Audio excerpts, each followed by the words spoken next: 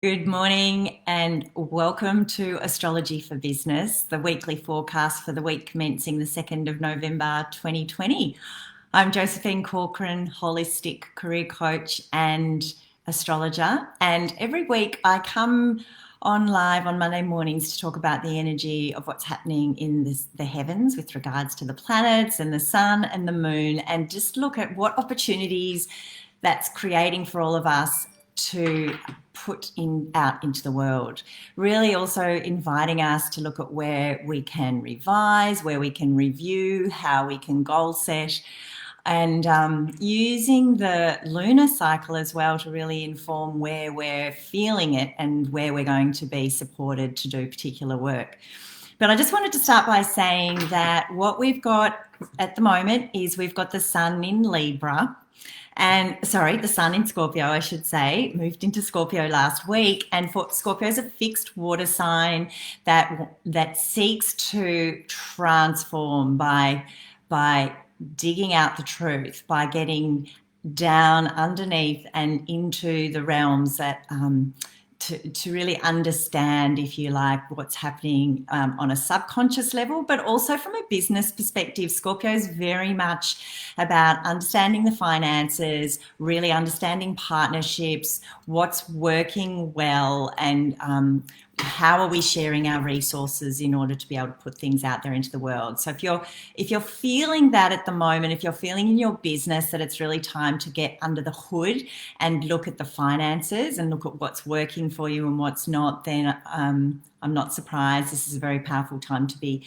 reviewing that kind of aspect of your business and working on that part of your business.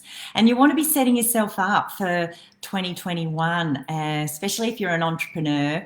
We're at a very powerful time right now for putting strong systems in place to really enable our businesses to move forward in 2021 when the pace picks up, when more and more technology is being used in business, and when people are wanting to access business support virtually. So now's a very powerful time for working on those tech systems and working on the financials and platforms and things to be making sure you're good to go for 2021. So I have been doing that, and I'm excited about what's emerging. So watch this space. So this week what we've got are some changes, and partly we're going to start to feel like we can move forward a little bit more easily, a bit more readily now, because Mercury retrograde finishes this week. It's actually finishing on Wednesday the 4th at 6:05 a.m. Sydney time. And whenever Mercury stops, and whenever it finishes its retrograde journey, it's essentially what it needs to do is come to a standstill before it then proceeds to move forward again. So that's, in astrological terms, we call it stationing when it stops. So it stations, and when it starts moving forward again, we call that direct motion.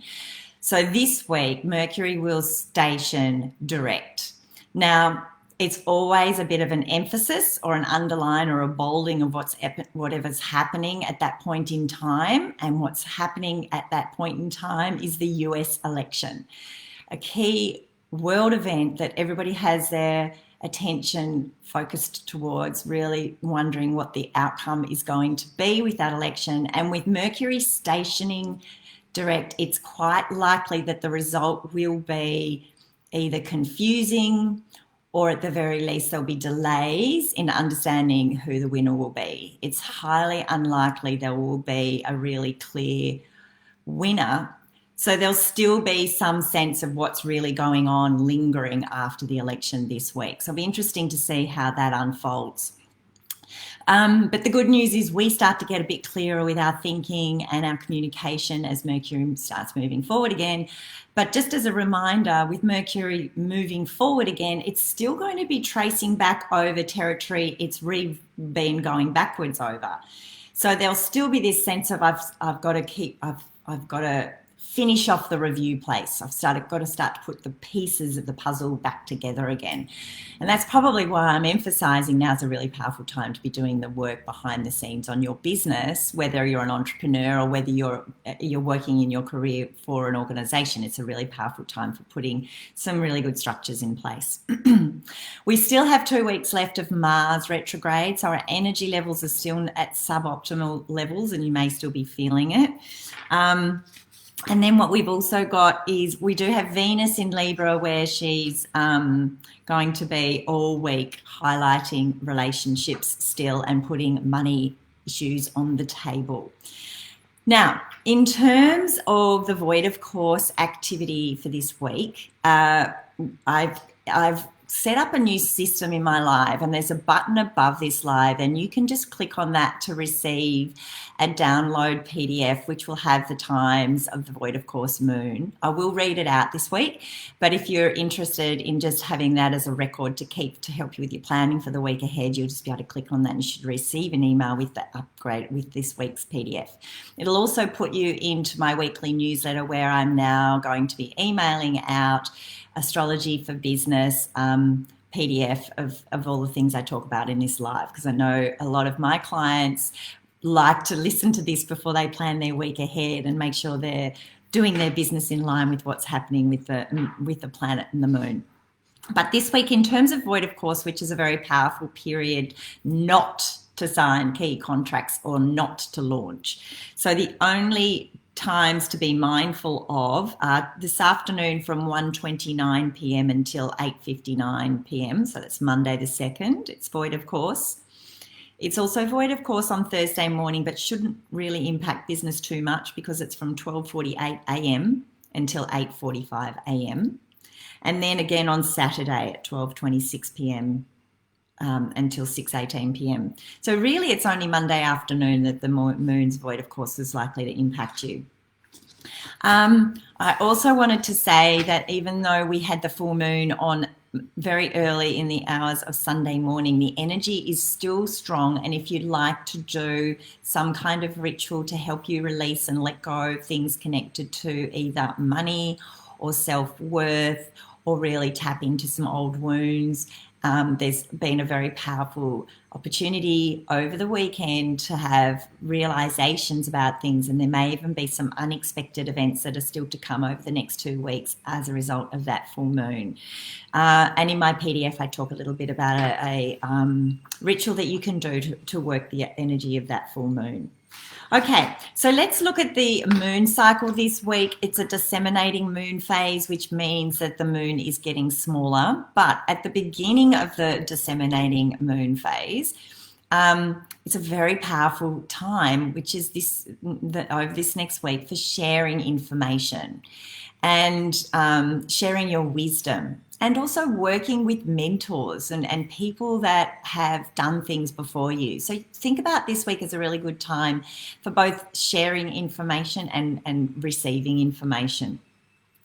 Today, what we do have is the moon is in Taurus all day. So that definitely is a great day for planning and taking the steps that you need to take for restructuring your business or planning for next year.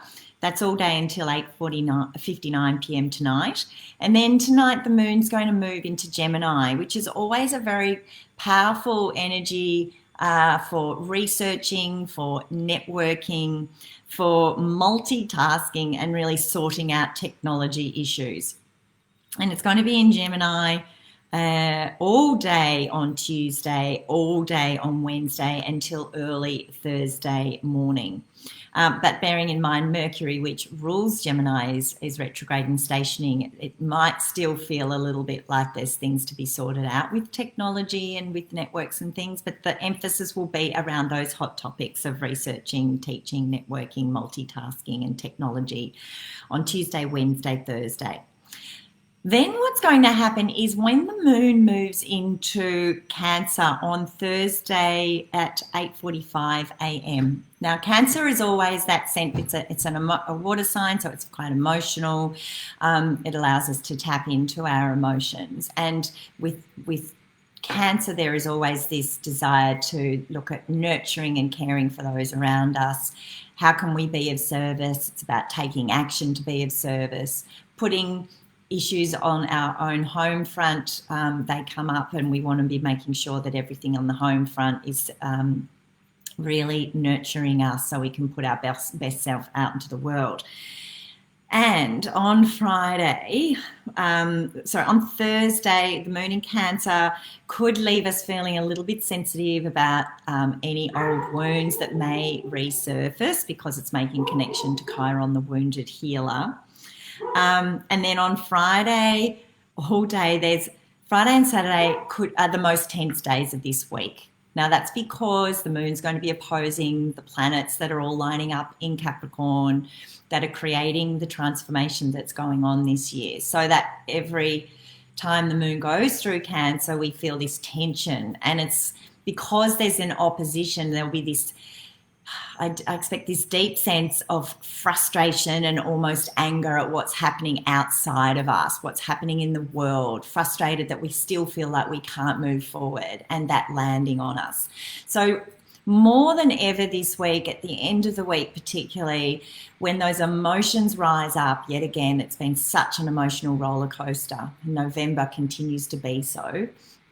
But by the time we hit December, things are definitely starting to be full steam ahead. But this week in particular, I really want to encourage you to look at what you can do to move that frustration, that sense of anger out of the body. And really powerful tools for that are going to be, I've been talking about this every week, but breath work is incredibly powerful for allowing the frustration to move through the body. And I'm talking about really deep quality breath work where there's a strong focus purely on the breath and holding the breath. So breathing in and holding the breath and then breathing it all out. And then having a pause and then breathing in and holding the breath. And then breathing out and holding the breath. And set your timer. Do it for 5 minutes. Do it for 10 minutes just to help reset, recalibrate whenever that tension's really high in your body. Of course, movement is powerful for moving things, for moving the energy through the body. Dance is amazing for it. And the other thing is putting your attention to creative pursuits. So really consider all of those things. But the most important thing is coming back to the self, coming back to your own center. And as I was reminded yesterday by a beautiful mentor of mine locally, bringing back that sense of connection to your inner power rather than being disconnected and feeling like you're untethered because you're being so caught up in the swirl and the energy of everything that's happening in the world around us that we cannot control. All we can control is ourselves. So end of the week, just be really mindful and conscious of doing activities that help you move tension through the body. The moon will eventually move into Leo at 6:18 p.m. on Saturday night, which is a much more vibrant and creative time, energized time, nice for socializing. But it's also a good time to connect into what you want and what you want to put out into the world on Saturday. And then the moon's in Leo all day Sunday and all day Monday as well. So another big week with the election, following up on the full moon in Taurus. I wish you an amazing week ahead. If you're interested in finding out about 2021 and the energies of 2021 and how you can embrace that, get in touch. And as I said, I am putting out every week information that I talk about here live so that you can download it and use it to help support you on the growth of your business and your career for the week ahead. Have an amazing week. All my love. Bye for now.